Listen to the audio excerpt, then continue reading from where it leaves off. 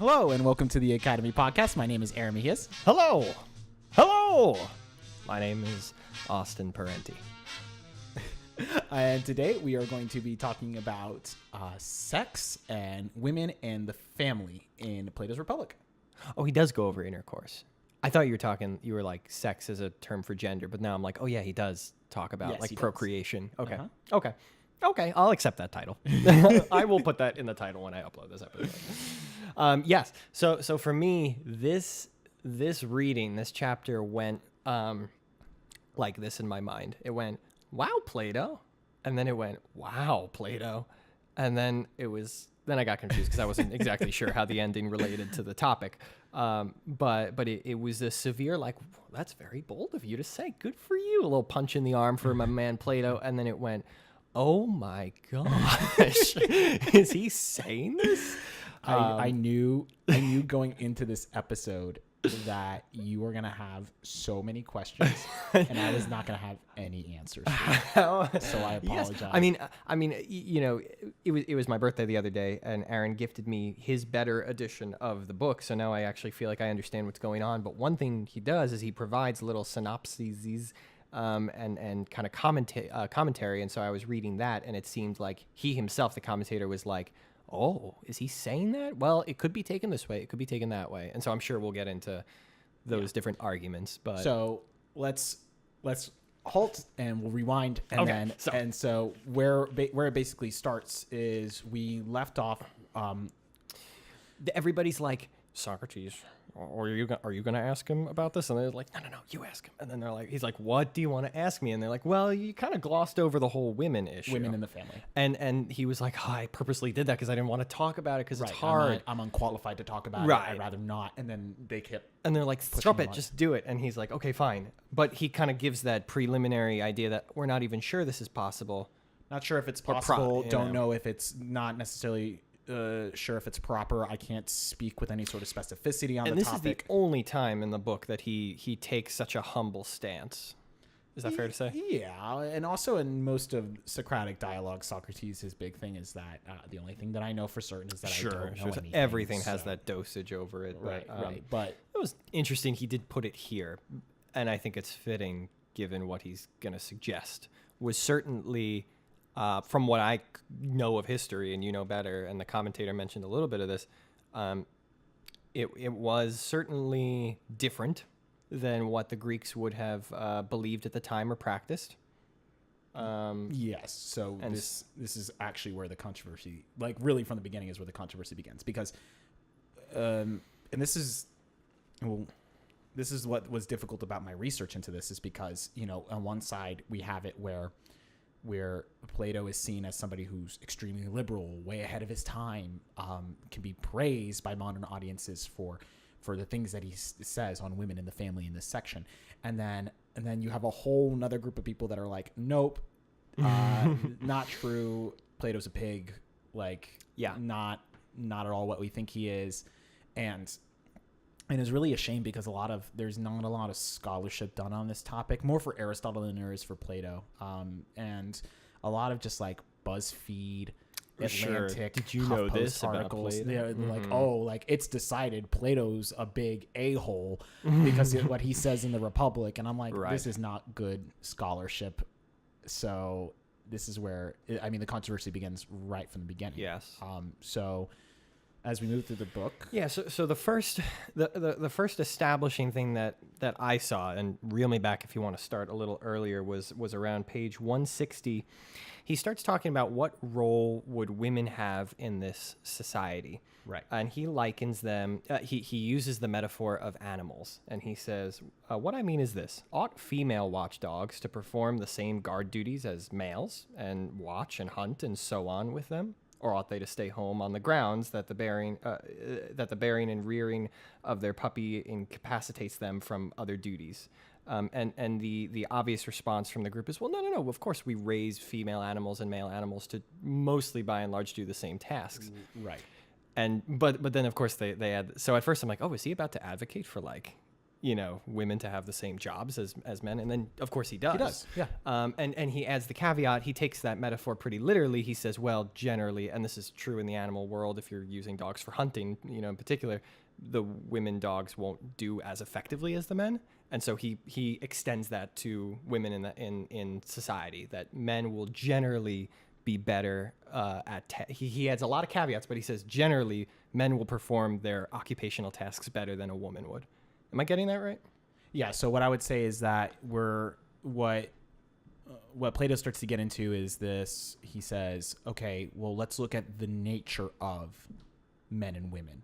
Like, let's stripping away whatever cultural norms or societal imprints that we may have. Let's look at the bodies of men and women, like the physical entities that they're of. Yes, yeah. And so, and what he establishes is that there is effectively no difference in the nature between men and women. He says that there is effectively no difference between the nature of men and women. Except one gives. How did he put it? Like one gives children. He says one confers life and then one bears it. So that's the only. So really, and so he says childbearing is really the only difference. And then he just asks, like almost sarcastically, he's like, is that enough? Is that enough to say? Are we going to really say that because women bear children that they are of a fundamentally different nature than men? And then they're like, no, of course not. He's like, you're right. That's stupid. And that's the part where I'm like, wow, Plato. Yeah, exactly. Cool. And then even further, and for our female listeners, he says this. He says saying that men and women are fundamentally different is like saying a man with long hair and a man who is bald is fundamentally different from each other. Yeah. That's what he compares it to. And he says they should be, like, according to that logic, the bald man should be ushered into one occupation and the one with hair should be a different one. He's like, that makes no sense. It has nothing to do with your qualifications to a task. Right, exactly. He says they're all, and he says that women are wholly qualified for the tasks that are put before them. They'll have the same jobs as men. They will do all the same things as men. I mean, and if you just take it, just that snippet, he is way ahead of his time, incredibly ahead of his time when he says something like that. Right. And he says like, okay, well, we'll train them to do all those things that are befitting of them. And he even says that like a man who is a cobbler who makes shoes is not going to be as good at medicine than a woman who practices medicine. So he even says that women can be superior to men in certain functions. But then... yeah, it's that wonderful. Then he does have that line where I'm going to have to find it, but he does say... we got to find this line because I think it's really... let me see. Okay, so, and then we have that line that says... there is therefore no administrative occupation which is peculiar to woman as woman or man as man. Natural capacities are similarly distributed in each sex, and it is natural for women to take part in all occupations as well as men, though in all women will be the weaker partners. Yeah, and that's the so of course I think he just did something very, very profound for his time, so I don't want to like harp too much on him for this little comment, though I think it deserves a little unpacking. Here's where my mind went. I said, okay, he doesn't back that up with anything but a vague statistic I think he gives to Glaucon. He's like, by and large, the women we encounter are generally not as good as the men. And, when a man does better at cooking, he kind of does these vague... He says that women are naturally better at, like, homemaking skills. Right. Now, so I think this is kind of obvious, but I'm surprised why he didn't philosophically go through this then. In a society that restricts women to homemaking skills, isn't it a no-duh that is what they'll become good at? And of course, you're not going to find a woman who's good at being a soldier because you haven't given them the opportunity to be. But he's still saying that like, how to say, that it's all about natures, right? So like a woman who is naturally gifted in, say, medicine should practice medicine. However, she will not be as good as a man who is naturally gifted to practice medicine. So and it where would be does he like get that from then? Do you any idea? Sexism. Okay, so just general I blanket don't, sexism. Okay, hold on, really quick. I just want to say that when I use the term sexism, I'm not imprinting my own like conception of that word in our modern times. And this is for the discussion going forward, right? I think it's important to say that. Like, it is important for us to evaluate, like Plato for our own times, because we need to transplant him and make him relevant to us. But also at the same time, there are things that he is going to say from time to time, like now. And it's kind of like, okay, we don't want to to have like a reflection back at him where like we adjudicate him based on our own standards, as you see what I'm saying? Because he's a historical figure so far removed. Like in history, people are both similar and very different from us. And so it's kind of, and you need to have a respect for that, the very vast gap in history that we're crossing right now. How far? It's 2,400 years or so. So Plato's writing around in the fourth century BCE. So yeah, a little over 2,000 years. Yeah.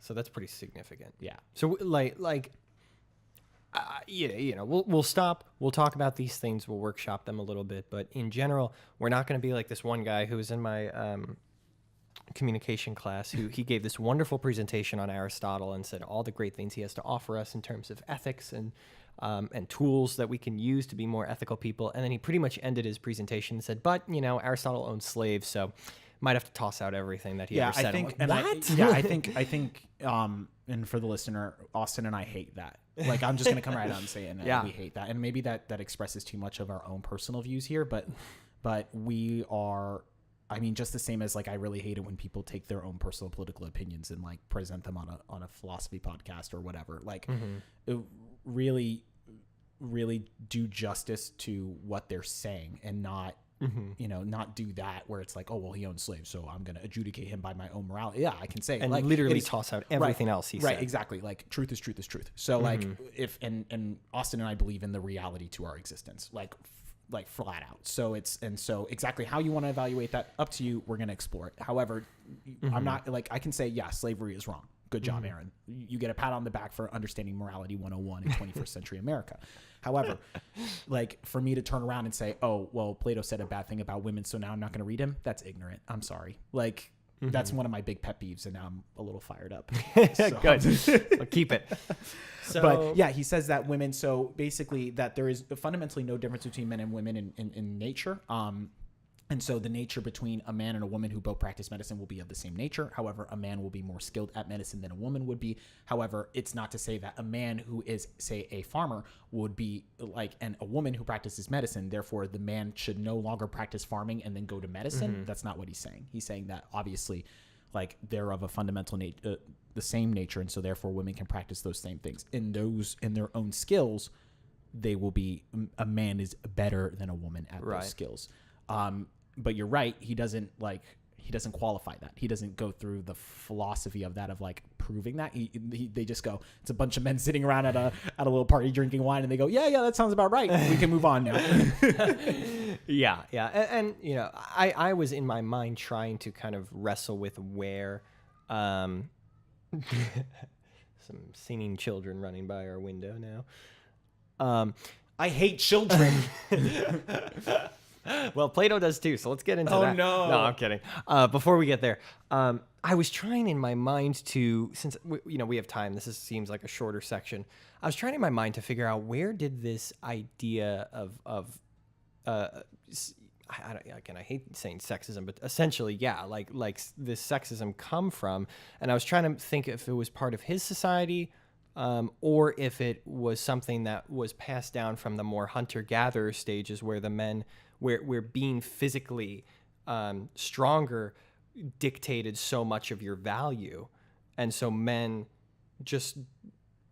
Do you know what I'm asking? I'm like, okay, fair. They kind of took that without thinking about it, but where did they get that? Are you talking about the history of sexism? You're asking me like, essentially, what is the source of sexism? I know that's so big and broad, and I'm sure that's being studied, but it might not be worth our time. But I couldn't help but think about it. I feel bad for our listeners. Why? I say that. I say I feel bad because you have to inevitably come to a definition of what is sexism, right? Because there is going to be a listener out there that says, oh no, like there are specific roles by gender, like that a woman, like a man, like let's take that hunter-gatherer, for example. Like somebody would say, oh no, it's quite natural for a man in his own biological aptitudes, in his own role in society, to go out and hunt and to protect, and then the woman to stay back and to do homemaking, so to speak. And then that's a very natural thing based on just biology. and then roles can develop out from there. And then somebody would say, like, that is fine. And sexism only comes about when a man feels himself superior because of the occupation that he is given, rather than equal to the woman. And then others would say, no, that is sexist for them to have different occupations. Like, everybody should it should be of a capability. You see what I'm saying? Yeah. So I don't mean to bigger. say like, oh, I feel bad. Like, I'm saying that like, how to say, it's not like sexism is this thing that all of a sudden, came into society and existed, and then we went along, and then all of a sudden we found it and we're like, this is sexism and we need to get rid of it. Right. Because this is the idea of the, like, we're not something special for pointing out inequalities in gender. Right. And it's only really, I think Marx has a lot to say about this, and about like how we view inequality is very much influenced by him. And so I want to take a step back from that and say that, like, if you read ancient poems and plays, like, they were dealing with, even look at Shakespeare, like, you want to talk about like, like typical like gender play and how women and men would always battle back and forth. It's complicated. It's complicated because in one hand we say, like, we always have a definition for sexism now today, and we're struggling with that definition and trying to understand where sexism is in society and what that really looks like. And then back then it was always something different. It's kind of hard to conceptualize that, and to like find where it exists. Well, because it's like, because to find where it exists would like, we're basically saying how are we influenced by culture, and then how do we turn back and reflect upon the culture that we're influenced by. So I mean, I see what you mean. Yeah, it's just big. Yeah, it's big. And so like, I mean, because in ancient Athens, like, women weren't really allowed to go outside. Like, they just stayed in the home. But in Sparta, women would train alongside the men in the gymnasium, and were also like, they were told to be tough warrior women to breed good children. And so, but is that sexist? I don't know. Like in medieval England, well, not medieval, but you had Elizabeth, who was a queen. She was the monarch. She was the head of the government. She was the queen of England, led the whole thing, a woman, and didn't marry, didn't have kids, but also a male dominated society. So, but all that to say is that I'm not an expert on that. A, and then B, for Plato, for him to say this is radical. It is radical. Even if he does say like, okay, like, women are the inferior sex, like, all right, Plato, your opinion, that's him in his own time frame, in his own work, saying that, and fair enough. And however, is that when we're looking at how women in ancient, and I really encourage everybody to go, like, take the time and look at, how were women treated in ancient Athens? Not well. Night and day difference. And for him to come out and say like, no, women can do this and that and the other, but still acknowledging men being very, like, incredibly. Yeah. Some people have even said that Plato is like the beginning of like a Marxist view of women in the family, and where Marxism sought to eliminate all familial structures.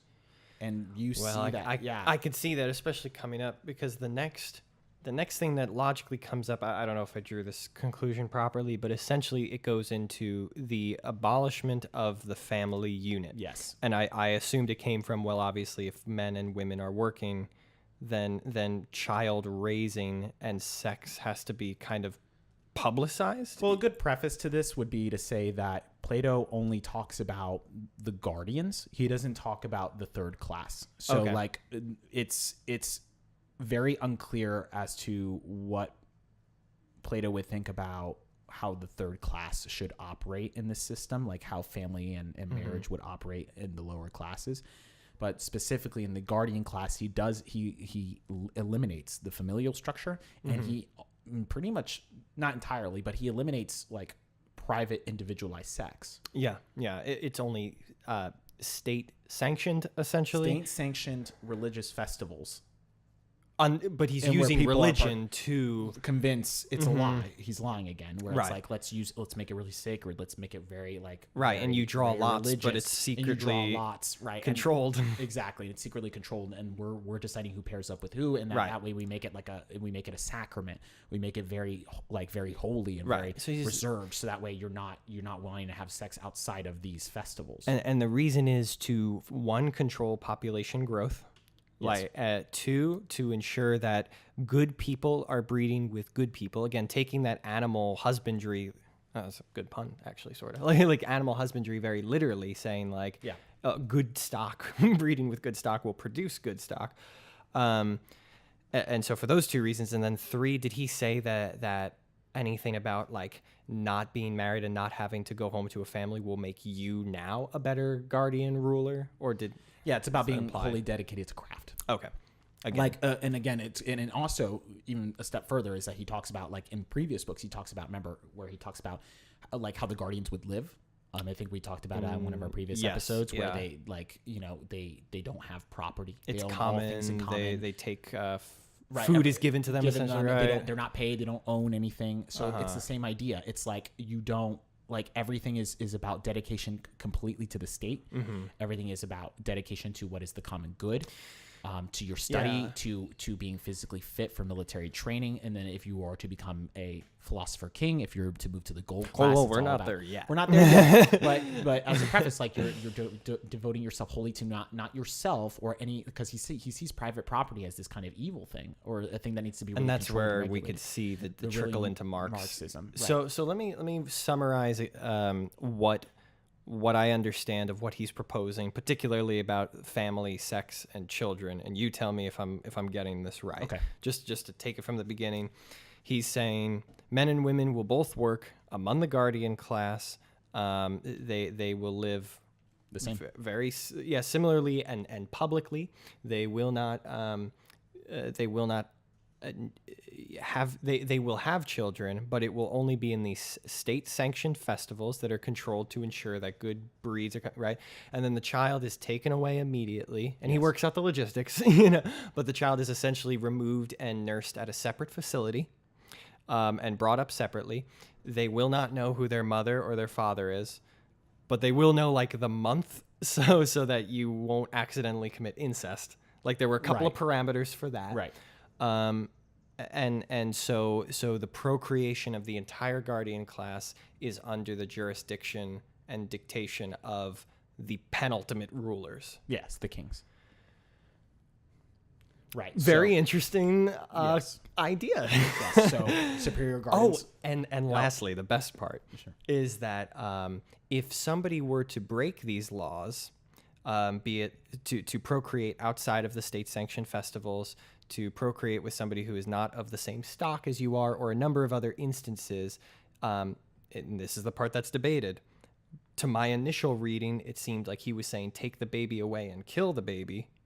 But I'm seeing that there are other arguments that what he meant was disperse the babies into the third class. Yeah. So that's a very giant, world-shaking proposition, obviously. For us. For us. Is there any society that kind of accepted that? Yes. Ancient Greeks. They did? Oh yeah. Oh yeah. The ancient. Well, like Sparta? Like they would do the... I know they everybody. would... Oh my gosh. Like we think it's like a new thing, but like infanticide, Native American societies would We kill glorify children. them so much. Yeah, we love kids, right? We were like very Well, I mean Native Americans too. Like Pocahontas, but they would some tribes would do infanticide. I had no idea. Oh yeah. The ancient Greeks gosh. would participate in had infanticide. There was you had pretty much any society, any ancient society you can point to, there are instances of infanticide that occurred. I think Egypt, but in ancient Greece, Sparta would participate in infanticide. Obviously, that's a very famous example. Like they would be searched for deformities, and then they would be cast down to this. They would be thrown off a cliff, and killed by exposure.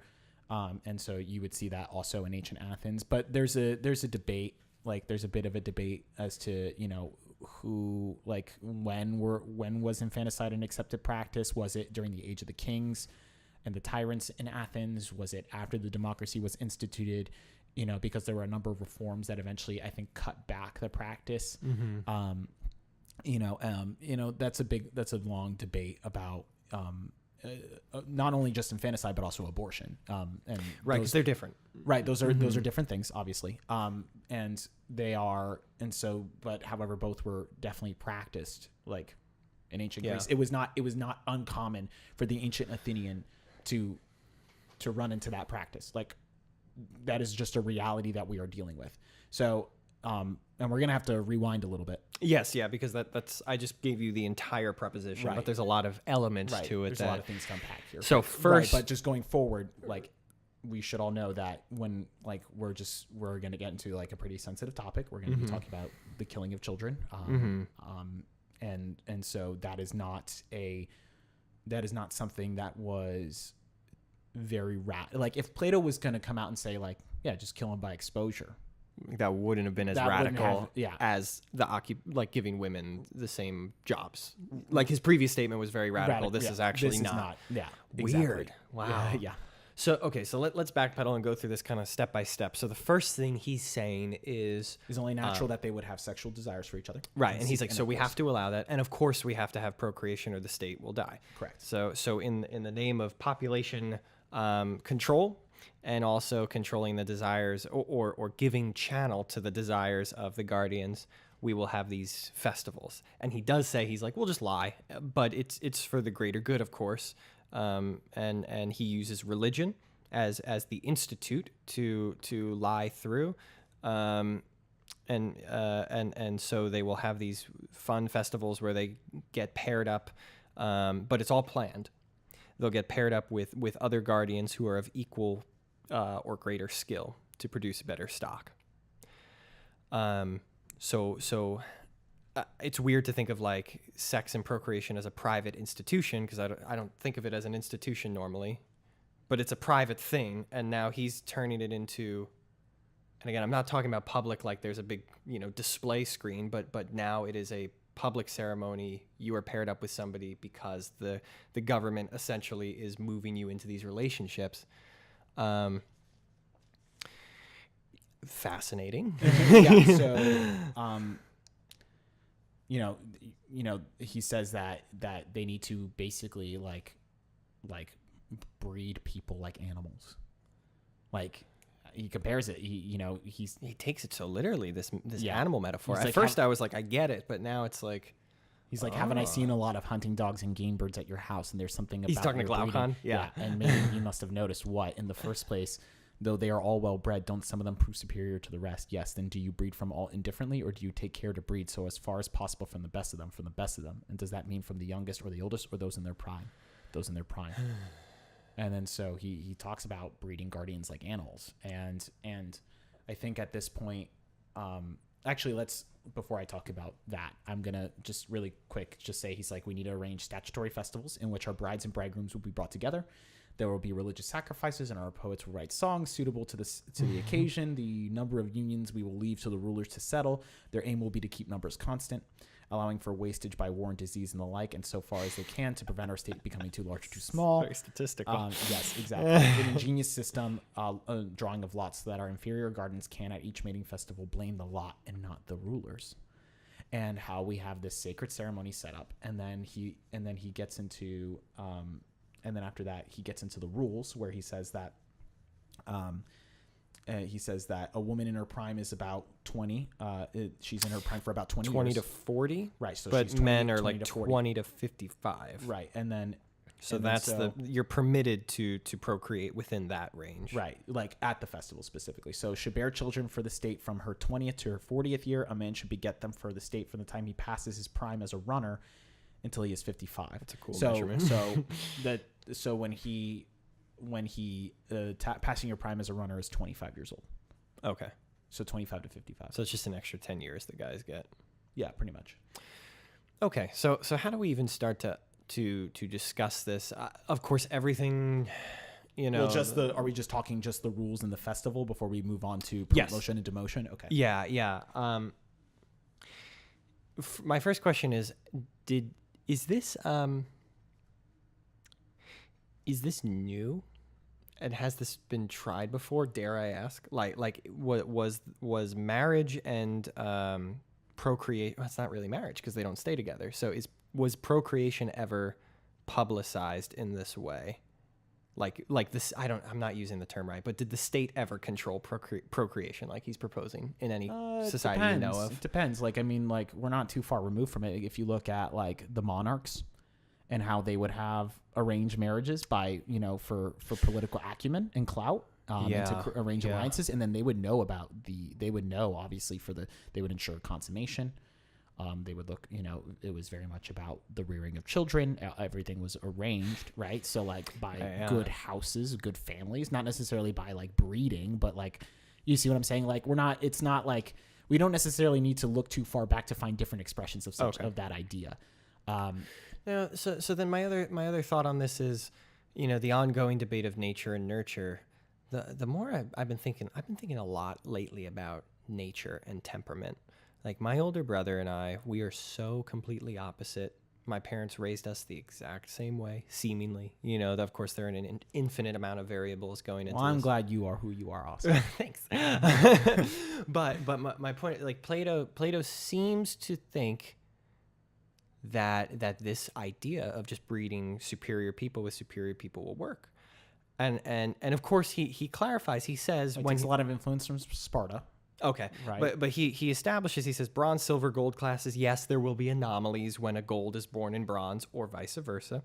So I know he's not disillusioned to the idea that people aren't completely shaped by their genetics. Still, I'm puzzled, because another thing that I would think goes into this, like why good stock breeds good stock, is probably because they raise the child well too. But he's not going to allow them to raise the children. Right, they will be raised in common in the state because that way they're not, you're not feeling attached to children. Mm-hmm. That's a weakness. Again, because it's like about family. Like you want to be dedicated to the state and not your family. Mm-hmm. But let's take a step back. Let's actually we haven't really discussed philosophy in this episode yet. So I'm gonna do that really quick. So one thing is embodiment. So Plato has really strong philosophy on embodiment, so like a philosophy of the body. And so this is really interesting because this is not really a topic that we've really thrown out there, only briefly, but again, it goes to that idea of like, remember when we talked about education and how the importance of a physical education and to coincide both with your mental or your primary education of like reading and writing and who you're imitating. Remember we talked about acting it out. So he would say that when we're talking about embodiment, that what do we mean when somebody is like successfully fulfilling their nature and participating within it? So again, we end up going right back to the idea of both techne, of like choosing a skill and honing that skill and finding perfection within that, and then also how techne relates to arete, which arete is being the perfection of a principle and a virtue. And so with both of those things in mind, you both need embodiment or the perfection of your embodiment. So therefore, let's think of the wholeness of your physical attributes being a techne. Like you need to achieve peak physical performance if possible, as being part of higher mental faculties as well, that you need both.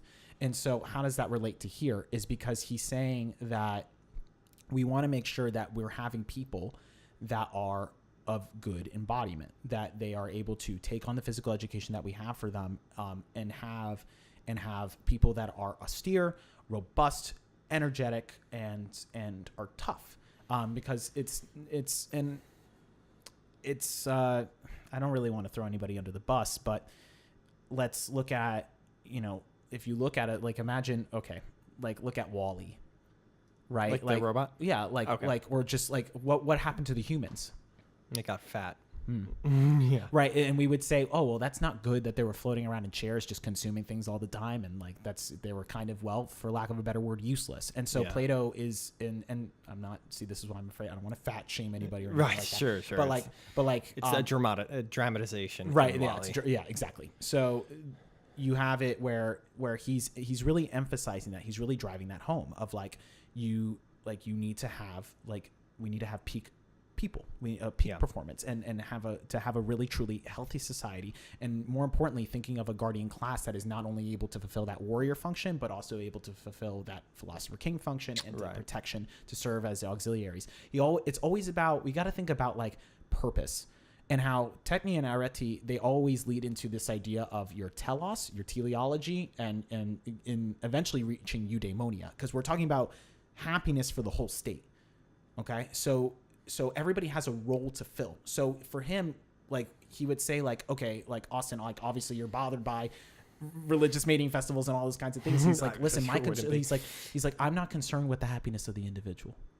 That's not what happiness is. Happiness and freedom is found in you fulfilling the function and purpose that you have in your life, and you perfect that, and you realize that, and you embody that, and then you realize that you are pursuing a good in common, and so when the whole is unified. Remember, going back to the soul, if the whole is unified, and the whole is fulfilling its function, and the whole is fulfilling its purpose, and everybody is embracing that, you find eudaimonia, you find freedom in that. Yeah, sure. Your options are now severely limited. But we're not thinking about freedom in terms of like choices, and we're not thinking about freedom in terms of freedom from something. It's more about freedom to something. It's like if you let's take for example you as a filmmaker. If you as a filmmaker, you're saying, oh well, now I can't be a basketball player. It's like, well, yeah, but also you lose those options. But as you become a greater filmmaker, you find more freedom within your craft. Yeah. And sorry, I'm going to keep going. No, before you go for it. And then the second part of that is that to say, so we have this idea of embodiment and like the perfection of that, and what that means for the whole of the state, what that means for us as individuals as well, of the importance of physicality and physical education.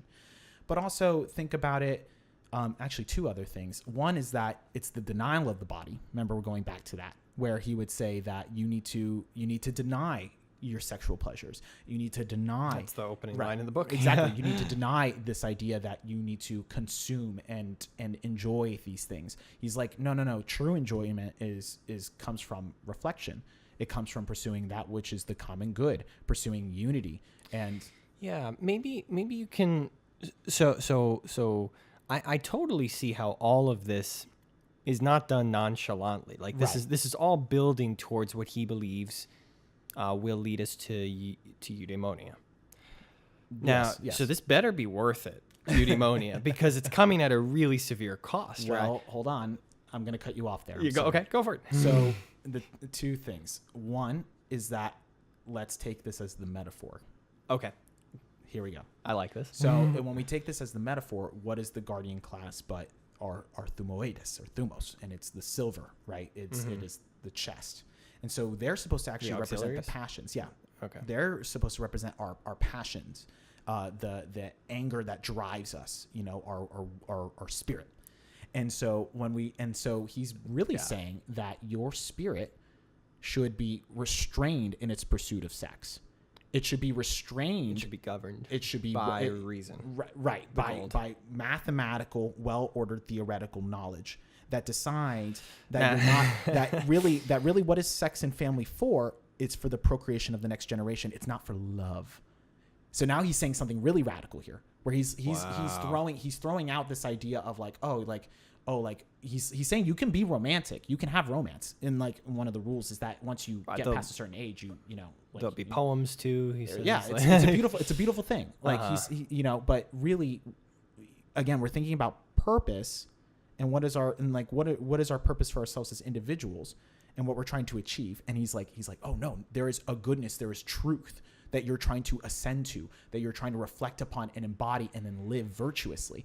And he's like, where does sex and the family really line up in that? He's like, you can do that, but it has to be very restrained, very moderated, because again, we're talking about the appetites, the base, the demotike. Right? The base appetites, the base desires. And he's saying, no. Like you as the guardians, your willingness, your spirit is going to desire sex. Like in the metaphorical sense, your spirit's going to want sex. Yeah. Make it honorable. Rein it in. And realize that romance is not some sort of great end to be pursued.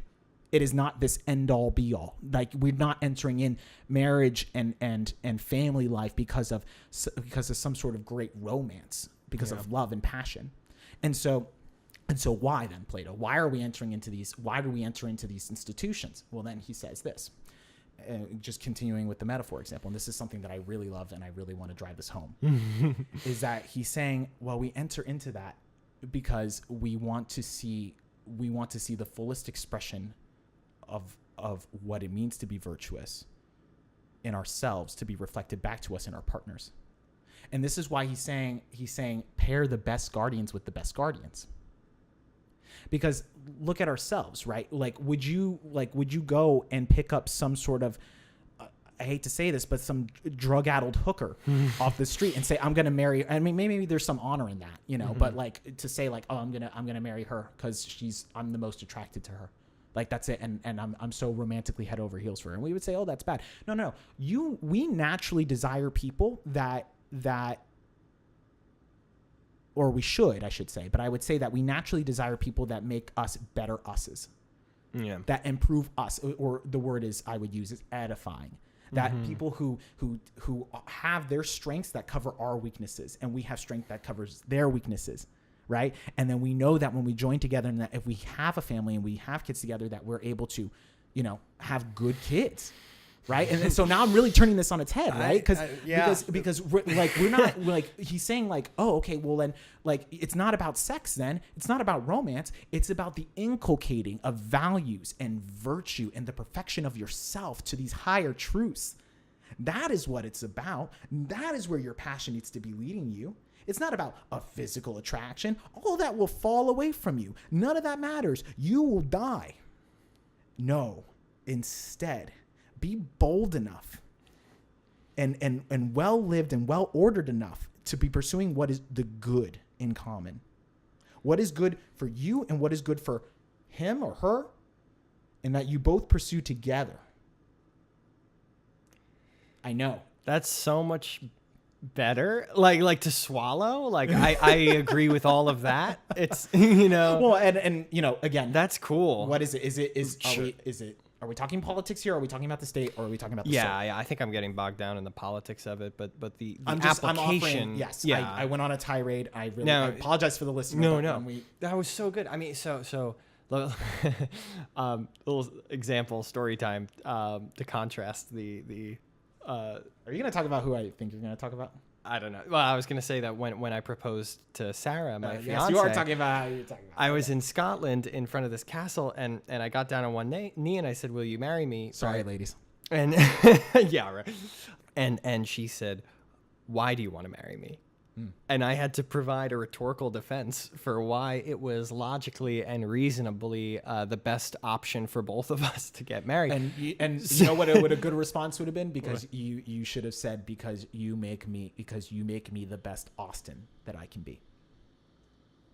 That would have shortened it up. I think it sounded like a babbling. You were like, well, no, I was prepared because I knew her mind worked that way. But I think, but she has a Platonic mind then. Exactly. Like that's what I was gonna say. Like she was letting the gold rule. Yes. Oh, that's cool. Huh? Yeah. Bonus points for Sarah tonight. Good job, Sarah. If you're listening in, we applaud you. So politically, yeah, we can see where this is a little. Politically, and let's give a little. I'm going to give a bit of a defense politically. Sure, go for it. So, and just really quick is that politically speaking, we're talking about what is the good in common, and he's like, oh, listen, you're so concerned about, like, he uses that statue example about like painting the statue, and it's like, oh, like why didn't you paint it the prettiest colors? He's like, I'm not concerned with like necessarily the happiness of the guardians. I'm concerned with the goodness of the state. Mm-hmm. Right. So it's like the guardians have their function to fulfill, and just as the third class and just as the first class, everybody has to play its role. Mm-hmm. This is the guardians. That's it. And then they will be educated to understand that, because they know they're of this mind that it's, that what they are doing is good and honorable. I mean, in our own lives, we think about like people may look at us and they'll say, well, why do you do this or that? And we're like, well, because that's the right thing to do. We don't think anything of it. Mm-hmm. So then the next step that comes in, I think, is he kind of goes a little logistical. Promotion and demotion. Promotion and demotion. Right. So we have so he has the rules, right? So he says you can only have children within these, and then he says And then we have the little section on months, so that way that there's no like, you know. Right. So No basically, incest. the rules are is that you have the ages, right? So women can have children between 20 and 40, men can have children between 25 and 55, and then beyond those ages they can have sex freely. However, they're not allowed to have kids. And so there are no kids to be born outside of the mating festivals, no kids to be born beyond the age of mating, right? And then no kids obviously to be born between like incestual and prior to the to the ages of mating. And also no kids to be had and that fits in with the mating festival, but between inferior guardians. So like everything has to be done within the fest. So those are that way. So those are the rules he lays down. Right. And so then he gets into, well, how do we, like, if children are born outside of those rules, how do we exactly govern that? And what happens when the children are born, you know, or just within the mating festivals themselves. So right. And that's where we get, and again, this isn't the main point, you know. He's not setting out to do this to kids, but this is just him kind of tightening up the knots around his concept that he's throwing out there, which is, you know, if somebody procreates outside of these festivals, the kid either, again, depends on your interpretation, either the kid is killed like Sparta, or the kid is dispersed into the third class where they can be raised in normally. Right. So I, you know, thinking about it now, I don't think that there's much to be gained by spending much time on this, because we already talked about the historical context. It's more logistical and less philosophical, right? It's just him showing how he would deal he's dealing with questions essentially. Oh, what about this? What about this? So I don't know. Do you see anything here worth bringing up that we haven't kind of touched on already? Kind of.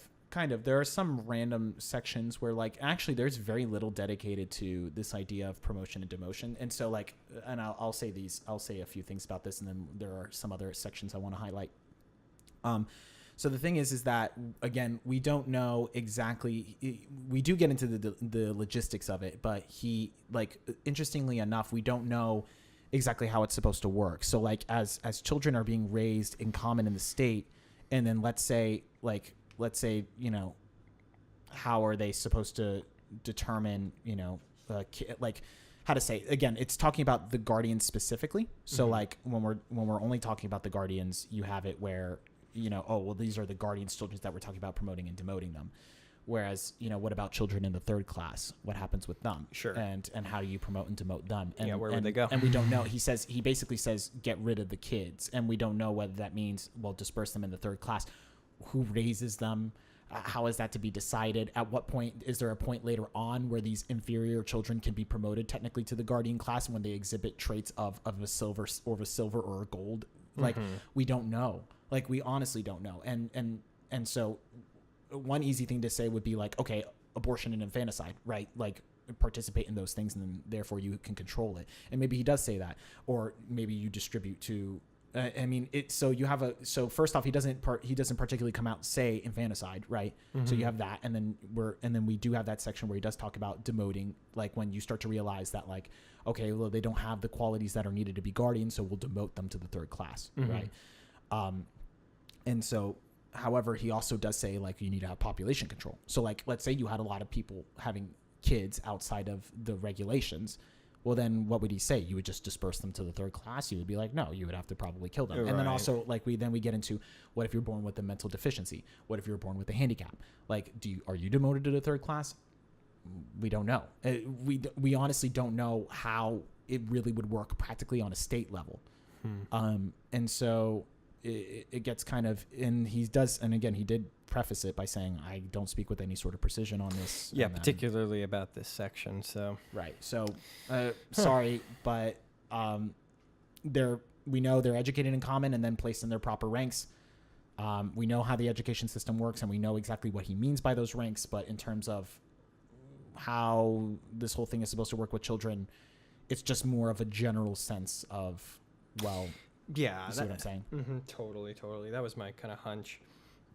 So we move into this last section here, and I just didn't really understand how it related. It doesn't. Okay. Sorry. Okay, Yeah, good. okay. I was onto something here. The rules of war. I mean, that's really all it is. It's basically all we can pull from this is to say, and I hate to like really gloss over things in Plato, but he pretty much just says, like, there's a random section for the listener, so you know, is that there's just this random section where he talks about the rules of war. And he says that it's like, oh, we can burn down the cities of barbarians people who are non-Greek people, non-Greek speaking people. Burn down their cities. You can kill them.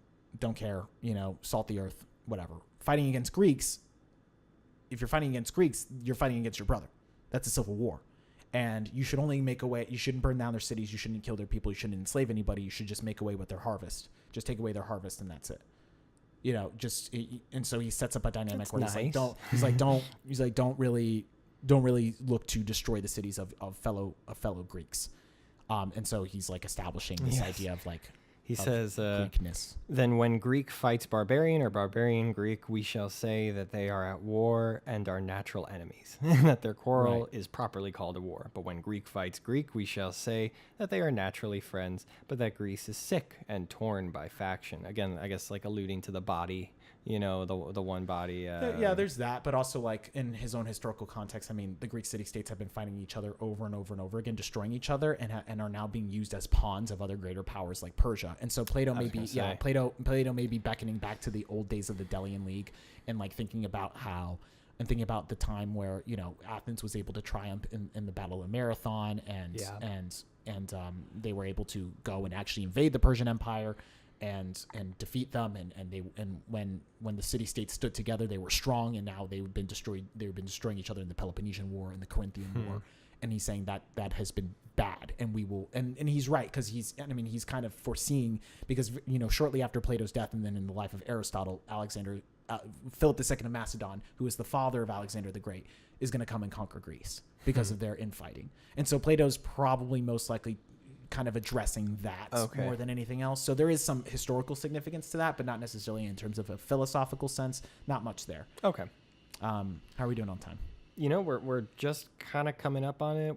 It's going to be a little shorter this week, maybe by 5 minutes, but I think there is one more section to kind of round out to kind of answer your question about how about like the unity of the Guardians and talking about like well, what about them and how they're being treated now. And he does say, he has this section where he says, well, our state, like others, contains both rulers and common people. It does, and they will all call each other fellow citizens. True. And in states other than our own, what do the common people call their rulers? In most states, they call them masters. In a democracy, they simply call them rulers. But what will the common people say the rulers in our state are? He says, protectors and defenders. And then he says, and what will the rulers say about the common people? Slaves. And he says, well, what do the rulers in other states call the common people? Slaves. And then he says, but what do they call each other? Fellow rulers. In our state, he says, fellow guardians. And he's like, and here we call them, and he's like, what do they call the people? He says, that they provide their pay and livelihood. And so there's this respect, right? There's like an understanding of the necessity of all classes together in pursuing that one common good. Because then he also goes on to say, and I really like this part, he's bound to regard any of them he meets as related to him, as brother or sister, father or mother, son or daughter, grandparent or grandchild. So this idea of this patriotism, that we're all countrymen, that we're like related to each other, that we're unified, customary honor and love. And he says that he's like, and people in societies tend to say my success or my misfortune. And he's like, that's not true for us. It's like, it's ours. It's all together. And he compares it to this idea guy of who like, hurts his finger. Right. It's like the body, like if the body hurts its finger, it's not just the finger that feels that pain and the body's completely ignorant of it. It is the whole body that feels that pain and moves towards that. And so he's saying that what he's trying to do is set up a society in which it's like, it seems harsh to us, but then he's almost in a way speaking to us as a modern audience, almost foreseeing criticism of that, where he says, no. He's like, look at it practically. Like we're all like, we all need to, and we can learn from this, right? Like we all need to be unified together. It's like we all have our role to play. We all have our part to play, and you know what? We should lean into that, and we should really like kind of really dig deep, find our purpose. What is it? What is it in our technique? What is it in our arity that would help us achieve and help us achieve eudaimonia, when we're using our episteme to inform us, using our logic. And looking at it on a societal level, like we all need to be unified together, pursuing the common good together, to understanding that it's not about just me and my own individual family and my life and my home, my success, my misfortune. But there are other people too who are just like us that are also out there suffering and going through their day to day, and they need support. They need help just the same as we do. And I think that's just a really good lesson. And if you look at that in terms of the soul, it's not like in kind of relating to last episode 4, when we're talking about the soul, it's not so much, you can kind of relate it where it's like, oh, it's not so much as a battle between reason and the appetites. It's more of thinking about there's a mutual respect that goes on where everybody has to play their part. Everybody has to understand. A well-ordered soul is where every piece is going to understand what its place is and pursue the unity in motion together of that which is in good and common. That which their episteme is theoretically, this theoretical knowledge that's informing us of what to pursue in terms of pursuing arity, this perfection of principles. And I think that's really beautiful. I really do. It is. It's really exposing, or not exposing. What's the word for when something exposes me? Convicting. Yes. We live in a really selfish age where I don't even know my neighbors' names. I'm like looking around at these houses, and their success is so not a concern of mine. Right. I am very concerned with Sarah, and my family and you and our friends and their success, but I'm not extending that to my fellow countrymen. I'm not even sure that word has come out of my mouth. Countrymen, fellow countrymen, like right. So that is a beautiful ideal to hope for, and I'll be thinking maybe we could revisit this next week on how to practically implement that more and more, even if it's just baking cookies for the neighbor and checking in. I mean, there's a practical application to that in both a political sense, like on the state level, and then there's also a practical application for that on the level of the soul. Mm-hmm. So, well, we are coming up on our time, so. Guys, I hope you enjoyed this episode. It's always a pleasure taking the time to do this, and we like we always say, we welcome feedback. So be sure to be submitting that if you have any thoughts to the Academy Podcast at Outlook.com. Also, be sure to follow us on our various channels, including our social media, Instagram and Twitter. Not Twitter. Yes, Twitter. We're on Twitter for fun little updates throughout the week and all that. But yeah, leave us a good rating if you enjoyed this and share it with your friends. And I believe that's it. Yeah, I really just wanted to continue to emphasize, guys, that we really love doing this, and the podcast has been growing quite tremendously. We're really happy with that. And we want to continue to ask you to just please share us around. Please just tell people about us. We think that a lot of people would really benefit from this and what we're trying to do here. And we're almost done with Plato's Republic. We're really excited for that. Yes. How many more episodes do we have? So we have, after this, 6, 7, 8. So we have 3 more, including 6. So 6, 7, and 8. And then I think 9 is the summary. I think we can wrap up in 3. I don't know. Yeah.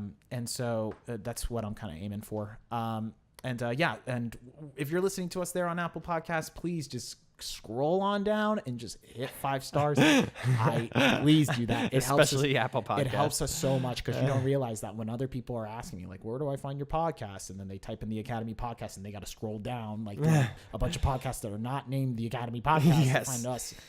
Yeah. It really helps if you hit those 5 stars for us, and we really appreciate it. So thank you and have a great week. Yeah, have a great week.